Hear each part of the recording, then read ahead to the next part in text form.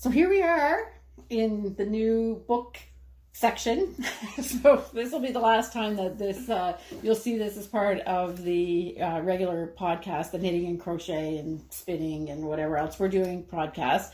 And after this episode, we'll move the first episode that Simone and I did when we were out on my back deck. Last podcast, we did the episode with the three of us. We'll move that into a different playlist. And then this one will also be moved there. And then after that, the book section, whatever we're going to call it. I don't know. The book section. Yeah. We'll need a new name. Yeah. I was thinking Harmony Reads or something like that. Ooh. So, yeah. So we will move that into a separate playlist and publish the Harmony Reads segment on the alternating Friday to the Knitting and Crochet podcast. So we hope that people that are interested in books will come and join us over there in the future. And so we'll just continue on with our conversation about I think we're all reading new books at this point. Yeah. Yes. Okay. Yeah. So, and the change of clothes is because we were so exhausted the day that we recorded the rest of the podcast that we actually forgot to talk about the books. It wasn't intentional. So here we are all dressed different, and it's early in the morning, so we're all nice and fresh. Yeah. So bright-eyed and bushy-tailed. Yes, hopefully we are not blathering like idiots. I do want to say one thing, and we all read all kinds of genres of books, and we read some heavy stuff and light stuff and whatever, but the theme or the feeling of this section for us in the Harmony Reads is that we may read some tough stuff, but we're not going to really talk about tough stuff here. We'll give you our opinion of the book, might tell you a little bit of the story, and I don't want to there's no way that we're going to create kind of a rating system, but I think you'll get to know what our personalities are like. And I definitely don't mind. You'll hear me talking about it with World Without End, is that I think I'm a little bit prudish. Oh. Yeah. So anyway, you'll get to know. You're not the only one. Yeah. So you're going to get to know a little bit about our personalities. I said that with a bit of an O because I'm thinking if you are, then what does that make me? Well, I know I don't seem prudish on the outside, and I swear a lot, but I don't like gratuitous anything. Okay. Like gratuitous violence, gratuitous sex. Yeah. If it seems gratuitous, then I'm kind of like, okay, now you're just we get now the point. We can move on. Yeah, exactly. So anyway, I'm sure our personalities will all shine through in this discussion, and so I think we should just jump right in, and we'll see how this is going to go. Yeah, sounds good. So and what I did want to say there as well is that if we're reading something that's particularly difficult, we'll let you know, because we're not going to talk about specifics about the books because we're not going to give anything away, but we'll let you know if something like that comes up, because as I've said in my introduction, I have made this podcast and this channel a safe place for people to come, and the underlying mission statement of what we're doing here is that we are positive. And as I said, I think in my introduction, that I'm a chronic bright side seer. So that's just the way that we are. I think we're all kind of like that. And we want to keep this space safe for everybody to visit. So you won't hear any like real graphic stuff. We'll just give our opinion, which, by the way, is just our opinion. Yes. And anyway, well, I hope we have some fun and discover some great books and expand our reading to things that we wouldn't have normally picked out ourselves and so forth. So without further ado, who wants to start? Oh, I was going to say a quick thing about the opinion thing too. Just a little bit about me. I have strong opinions, but they also change. Yes. So So they're strong when you have them. Yes, exactly. Yes. They'll be like really bold thoughts, but then you might find me 2 hours later being like, "Oh, I should rethink that. How do I?" Anyway, so that's kind of how you'll my get temper with time. Yes, yeah. So I'm sure you're going to discover more about our personalities. Because I think our reading personalities are a little bit different than our knitting personalities. I think so. Yeah. Oh, yeah. Yeah. I'm kind of like the trash compactor of the reading world because I'll read just about anything. Okay. That's great. All right, good. And we count on you for bringing in like different things. I kind of have a track that I stay in, sort of. Yeah. And you'll never hear me talking about some kind of fluffy romance. Well, I never read anything like that. Not that there's anything wrong with those kind of books. It's just not your favorite. Just not my favorite. Or I go to the library and treat it the same way I treat a buffet. Oh, what's this? I'll try a bit of this. Oh, maybe I'll try a bit of that. And then just a couple of years ago, I finally sort of let go of the idea that I have to finish everything I start. Oh, okay. And so that has really freed me up to try different genres and different things, because now I'm not like committed before I even start, which is nice. Right. I was the same way too, where, if I started a book, I felt like I had to finish it. And sometimes if I don't enjoy it, I'm like, you know what? I've got better things to read. I don't know if I can barely turn off the TV, even if it's something that I don't like. I'm a finisher. I'm a finisher. It may take me a while, that translates from my knitting life. But I don't know if there's been a book. I have abandoned a book, but within the first few pages. I haven't committed a lot of time and then abandoned it, because I don't know, maybe I'm forever hopeful it's going to get better. I'm usually like that too, but there's sometimes I just run across a book where I'm like, I'm halfway through it. Yeah. And I'm still not feeling it. So I'm going to definitely me too, where I'll get the I think I'm bored. Yeah, right. When your mind starts wandering. I don't think I'm focusing on this at all. Yeah. So, and I want a book to I want it to be that I can't put it down. Grab you. So if it's a storytelling one, I want it to keep drawing me in. If it's something more topical or, educational, we'll call it, then I can read it slower, because I actually sometimes want to stop and sort of mentally chew on what I just read. Yeah. And sort of hash it out and figure out, okay, do I agree with this or don't I? If I do, why do I do? How does the logic follow through? I'll get really intellectual about it. Yeah. Not beach reading necessarily. I don't. What is official beach reading? Yeah, I don't know. I never read because I don't really go to the beach very much. No, I never read a book on the beach in my life, but I think if it's a thing, you do it. You read everywhere. Yeah, I think for beach reading, for me, it just needs to be a really big book so it blocks the sun. Oh, okay. All right. Which is the purpose of going to the beach usually. I'm not necessarily. Not a cook on the beach. No. All right. So maybe I'll just start, because mine is just a continuation of what I talked about, and you guys have new things. Yeah. So I finished Pillars of the Earth, which I went through that really, really quickly. I really, really enjoyed it, and it's the historical fiction that I really liked. And now I'm actually halfway through World Without End. So I keep saying how many pages it is, because I can't believe that I actually finished it. It was 973 pages of Pillars of the Earth. And then it is 1,037, I think, of World Without End. And I'm halfway through. I don't even look. Yeah, well, I look because I can't. I'm like, oh my God, am I really going to do this anyway? So I was expecting that the World Without End would be kind of a continuation of, since it's a series, of the Pillars of the Earth, which it is, but they skip 200 or 300. Yeah, it's all new characters, right? Well, it's all new characters, but they reference back. They're the descendants of the characters of Pillars of the Earth. Okay, but in a whole new generation. Yes. So what I loved about Pillars of the Earth, and I would have to tell you this because I'm going to tell you what I don't like about it. And so, not that I'm not enjoying it, but they're just different. And I expected, if it was a series, that it would be kind of the same.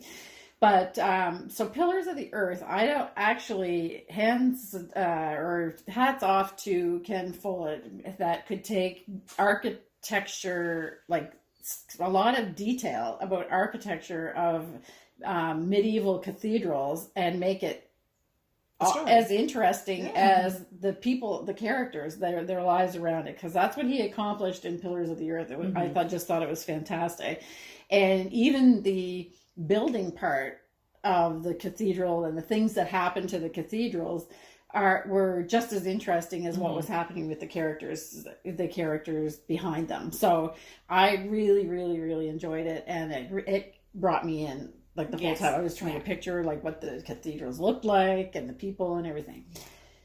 World Without End is still a good book, but I don't know. It's not, I'm really trying, there's not the same kind of strong single theme going through it as there was with Pillars of the Earth. It's set in, I forget, it's like 1348 or 1352, somewhere around there in the 1300s. And there's a lot going on. So it's not as clear exactly what the main theme is. So there's still a builder, but then there's also just coming back to me as you're talking here. So there's still a builder, and there's still the priory, and the monks, and there's nuns in this one and everything, but it's kind of spread out what the theme is. And there's a lot of war and a lot of blood and a lot of sex. So like I just said in my beginning, and I don't consider myself a prude, but at some point some of the descriptions I'm just kind of like, yeah, okay. We flip the page. Yeah, we know. Like, I mean, I'm reading it because, of course, I have to read every word because that's the way I am. But I just think he kind of, and you've read it. You both have read it. Yeah. So do you?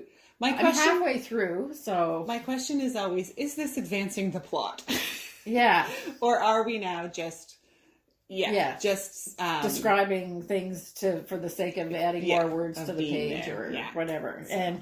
And some of the discuss, like the story around the English invading France is just downright gruesome. Yeah. Like it really is really is not good. Which it would have been. Of course. Like I'm not. Of course. Yeah. It's not that I want him to make it like that. It wasn't that brutal. I'm positive it was. Right. Humans have been brutal to each other. Right. There's just no way around that. Yeah.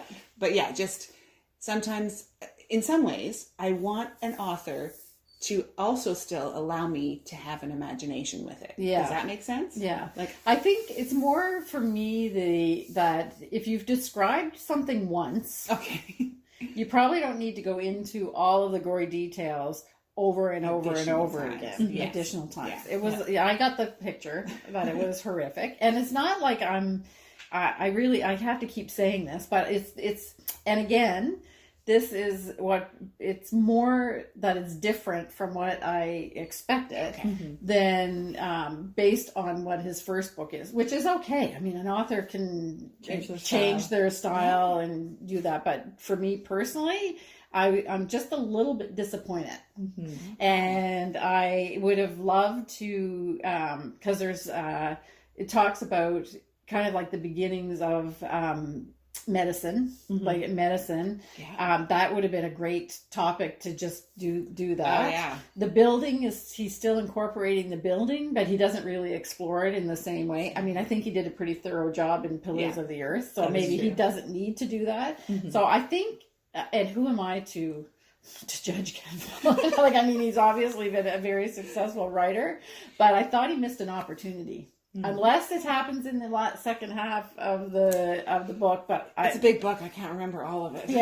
But I think he kind of missed an opportunity to even go deeper into the role of women. First of all, because there's a big part of the book is the nuns that are. It's not just about the monks in this case.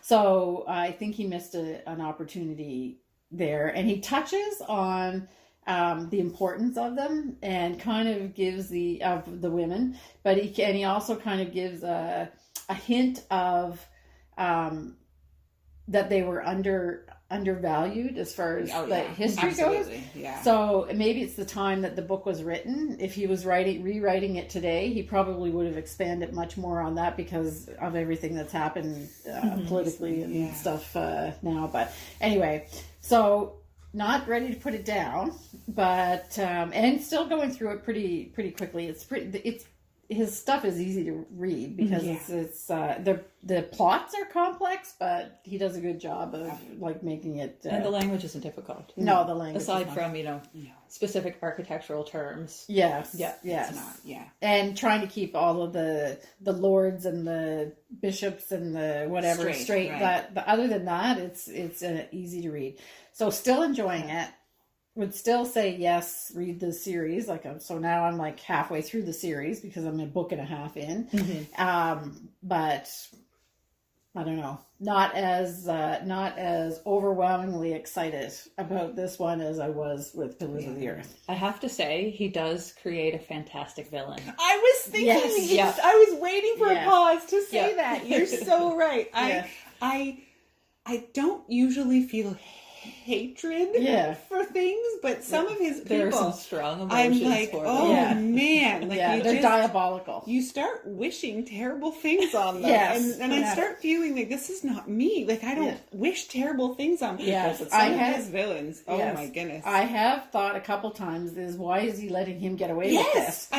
You're just waiting for that villain to get their due. Yes. So very good at that. Very good.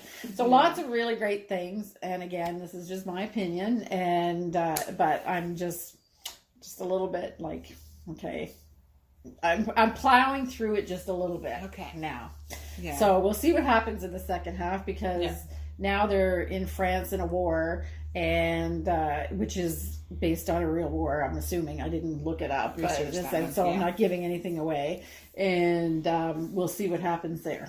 But the writing is still great and everything. So, and I'm getting a workout because it's so heavy. It's a big workout. All right, so that's what I've been doing instead of knitting. Oh wait, are we supposed to confess what we've been doing instead of knitting? No. Okay, It's just because Farmville might have snuck its way back into my life. Farmville, but we won't get it. It's totally a complete waste of time. Video app. Great. Raising fake cattle and sheep, and anyway, we won't really get into real life experience. You can come over and look at my sheep. Can they produce wool in 9 minutes? No. Oh, geez. Okay. Anyway, so who's next? Okay. Go ahead, Simone. I actually went to the library yesterday because the kids wanted, we go to the library frequently, and I have to say, our librarian is fantastic. She's really, really good. She always brings out some fun stuff on the shelves, and she's always ordering things in for us because she knows what we like. And I found this one on the bookshelf, and I thought, let's take a look. Because has your mother-in-law taken this one out? No. I already checked. Lots of good advice in the comments about the alternatives to taking a pencil. So I'm Thank you for that. Keeping in line with the Captain Jack Aubrey series because, it's a nautical theme book, but this one is kind of the lore around a lot of treasure in the Maritimes. Oh, cool. So buried treasure. Ooh. And the first kind of story talks about pirate Edward Lowe and how, he became one of the most notorious pirates on the seas around here. And he was so vicious that his crew abandoned him in a boat in the open sea. Oh, okay. That's saying something. Mutiny. So that's something interesting for a pirate. Right. But I haven't gotten very far in, but it's really, really interesting because they go into places that you can actually look on the map and research and read about. I like reading local writers for that sometimes, just because you're like, that's just down the road. So there's something when you can connect physically to the location. Yeah. And being part of the Maritimes, we have a lot of lore about, pirate ships and buried treasure and all of these things. I mean, there's an excavation going on. The most famous one is Oak Island. Yes, and they do touch on Do they Oak touch Island on in it? this, Yeah. yes. So there are others, obviously. Yeah. And there's a pretty along the south shore of Nova Scotia, and I think I've said this. I'll keep up. Along the south shore of Nova Scotia, there's rum running was a big thing. Like a whole big thing, and I know about that because I think it's my great grandmother that might have made some money from illicit means, I think, one time, or so the family legend goes. Anyway, I didn't know if there was that kind of history here in Prince Edward Island. And if you go to the Wood Islands Lighthouse and do the tour, they talk about it. Yes. Yeah. And we actually looked at a house here in St. Peter's, and there was the land, the road split the property. So if you looked beyond the road, it was kind of like a swampy area, and then there was a tree line. And the woman that owned the house said that the water was right beyond past that tree line. So we went around and we looked at the house, and there was a little tiny building in the yard that looked like a pump house for a well. And when you opened the door, you went down the cellar, and it was like thick stone walls, and deep down inside, and just a square thing with nothing in it. And to the a great place to hide something. Yeah, and I said to the real estate agent, I said, well, what would have this been? Oh, a root cellar or something. I said, yeah, pretty thick walls. Like you could see and I'm not even sure if they were red, like the Red Island sandstone is what most of the basements are made. I think it was actually like granite, looked like granite or something. Imported stone. Imported stone. Yeah. Probably coming off ships. Yeah. That's right. Yeah.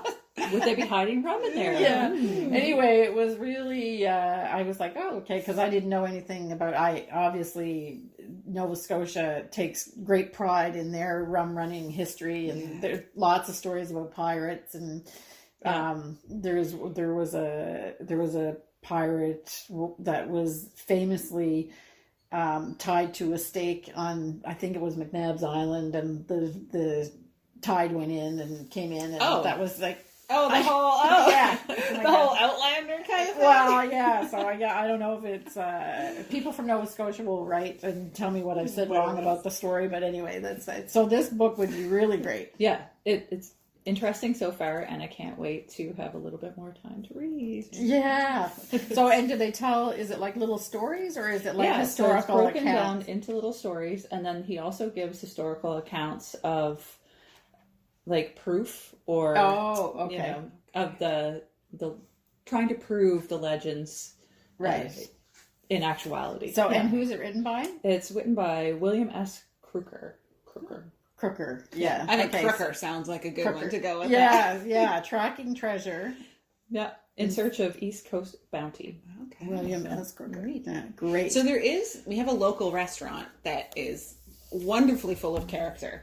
The Home Plate. Yeah. And I'm pretty sure she has a map in there of Prince Edward Island and like all the sunken ships around it. And there's literally the island is surrounded by sunken ships. So because I saw that the one day and I was looking, I'm like, what is this? And then I realized, this is really like kind of neat to see all this. So if you enjoy scuba diving, the island is a place to be because there's lots to explore around it. Yeah, and who knows how many of those were pirate ships? Yeah, or rum runners. Yeah, that's true. Because they would probably try to come in when it's not great weather, right? Yeah, you're going to land when not under dark. Yeah, for people sure. aren't paying attention. So I'm sure that was obviously risky business all around. Right. So, And are you still reading Post Captain? Yes, I'm almost finished. You're almost done? Yeah, I needed another book because I'm almost finished. Okay. That's the way I work. And you're enjoying it still? Yeah. Yes. Okay. So I have to ask Simone, did your kids want to go to the library yesterday? Because are they participating in the teen passport reading thing? Yeah. They've already finished it. What's that? So the library runs programs for the kids. It's reading incentive to try to get them reading. So they'll give them, I don't know, for lack of a better word, we'll call it a passport or a task list, basically, that if they come in and they encourage them to check out different genres, just kind of give them ideas of what to read, and then they get raffle tickets. Yeah. And then I think it's scratch cards this year, actually. Yeah. And then they can win things. So of course, my youngest is all about the winning. So she's like reading and reading and reading. So yesterday I was like, do you like know the point of this? Like why they're doing this? And because they were talking something about, oh my goodness, they must have like spent so much on prizes.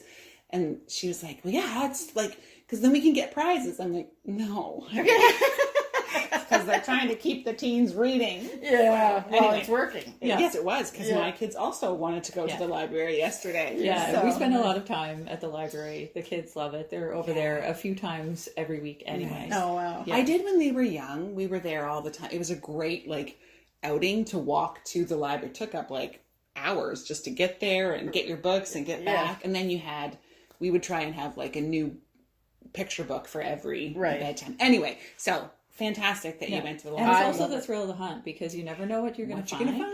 And what's going to like kind of appeal to you on any given day. Right. Yeah. I love it. I love the fact that libraries are pretty active in the communities here. Like there's small local libraries. Yes. They just redid the library, the provincial, I would guess, the big one. Yeah. It's unbelievable, beautiful. Yeah. And but we also have all of those little book. The little end of laneway. Yeah. Yes. So what are they called? The book. Free libraries. Free libraries. You trade books in there, so you can take a book. They're just at the end of people's driveways. Yeah. And you take a book and you leave a book, and being a tourism center in the summer, there's lots of cottages with books and things like that. So it's very, very active, and it's I think it's just, if you love books, it really makes your heart happy. It makes your heart happy. It does. Yeah. My dad actually built us one. We have a beautiful hand built one. I have not put it out here because actually where we are, we don't really want cars stopping. We've already learned we're right at the top of the hill, so it's not safe for cars to stop. But I have it in my downstairs, using it as a bookshelf. But we used to, when we were in the city, we used to have it at the end of our laneway. Cool. So cool. And you put like little glass windows in it. And nice. It's very cute. Nice. Anyway, so what are you reading? Yeah, so we also ended up at the library, and sometimes I can go in and pull and be lucky, but I just wasn't feeling like I was finding stuff calling to me. So I did a quick research online because I really appreciate Stephen King's writing, but I'm not a horror book person. That's not kind of my stuff. So I was like, well, what has he maybe written that's not falls into the horror genre? And he has done, there was several on a list. So one of them happened to be there. So I chose that one. So it's either The Dome or Under the Dome, which some of you may know. Apparently it's a TV series, but I've already decided I'm not going to do that. You're not going to watch the TV series. No, I'm not going to bother. So I started it last night when I was supposed to be going to bed, and I'm already like a few chapters in because I couldn't put it down. And my husband loves to ask me when I'm reading. He's always joking, is he dead yet? That's his favorite. Is he dead yet? Like, has someone died? And I was like, you will not believe this, Matthew. I just got fully introduced to a character on page 3, and both of them are dead by page 7. Yeah. Like, who introduces you, gives them a backstory, and kills them like right 4 away. pages later? Yeah. So I just said, Stephen King. So I just said it's not horror. The difference being they died quickly and with little description. Yeah. Therefore, it's not a horror, but people are still dying. Yeah. So I'm curious to see how this is, because I can kind of already imagine where this is going with this whole, hopefully I'm not giving too much away. It happens really fast. Basically, we're going to have an isolated community. And so what's that going to be like when you've got limited people in limited space having to somehow survive? He's the master of that. Do you like Stephen King? Or is he not one of your... He's not one of my favorites, but I will read him. Yeah. Okay. Yeah. I love Stephen King. Oh, okay. See, I've only read one called Sleeping Beauties, which I didn't know he didn't write. I didn't even hear that. Oh, it's a weird one. He's done a couple that he's co-wrote with people now. Okay. So these are both co-writes. Mm-hmm. And the whole time I was reading, I'm like, this is so weird. He's very strange. I think I've told this story under another context during the podcast, but I watched an interview with him, Oh. and he lived next door to a surgeon. Oh. And he said, my neighbors think I'm a little bit of a weirdo. I know where the story's going. Yeah, you've heard the story. I've read that short story you're referring to. Well, so he said, let's sit down in the back and have some coffee. a beer or coffee or whatever. And he said, can I ask you a couple questions? And the guy says, yeah, sure. And he said, if you were stuck and you had no food, how much of yourself could you eat before you killed yourself? And he said, he doesn't talk to him anymore. Yeah. But he's twisted in a lot of ways, but I think it's great, and I love his writing. Well, I think it's that he's willing to go to the extreme, right? And to push the circumstances to the extreme and make a story out of it. So, as I said, I'm fairly confident this one is not going to be horrific, because I don't really enjoy that. But that doesn't mean that people aren't still dying, and terrible things are still happening, but not as much description. So I'm good with that, because, like I said, my brain can fill in enough blanks to push the plot. Right. I don't need all the gory details. And his psychological, they're not, I wouldn't call them psychological thrillers, but where he goes with the psychological aspects of people is really, those are his best stories, I think. Look at our humanity's really dark side. And as much as we like to be positive and look,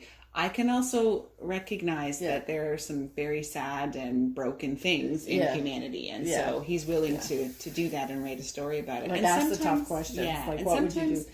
Reading about that allows you to sort of, I don't know, for me, it actually allows me to have, in a weird way, some empathy or some understanding of, or questioning, okay, so there are individuals who are struggling with this.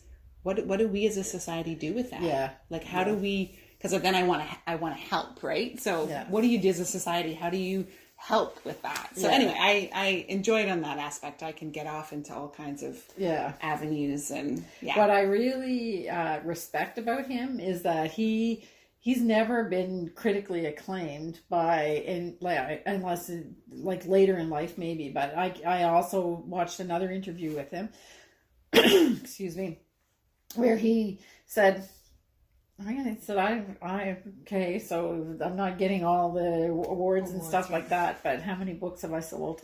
Yeah. So, and obviously he writes because he loves to write, because like you were talking about heavy books, right? Yeah. Like his books are massive. So he writes his story because he must just be filled with these stories, and they're bubbling out of him, and he has to write them. And he also writes short stories too. Oh, nice. Yes. That's a lot of short stories. That to be able to do both is good. My girls were chatting with me because they've now entered like the creative writing stage at school, and both of them seem to only be capable of writing novels. And so I tease them and say, eventually you're going to have to actually follow your teacher's word limit here. Right. And there's a challenge within that to write a full, cohesive, interesting story in a succinct way. Yes. There is skill to that. There's a lot of skill to that. Arguably more skill than writing a novel. Yeah. We should actually do we should do a segment on short stories. Because I have my favorite short story of all time. Okay. Which, I don't read a lot of short stories, but I've reread this one over and over again because it's just so crafted perfectly. So maybe we should do a theme. I'll have to dig. I haven't been into... I used to love them, but I haven't read them in recent years. So I have some Isaac Asimov short stories that you might enjoy. All right. Yeah. Okay. Never heard of him. So me either. Yeah. All right. So, and are you going to talk about your lonely... Yes. So I do. So I think after listening to Betsy's description of this book that she's going to talk about, I have made a promise to myself that I don't think I want to read young adult. Okay.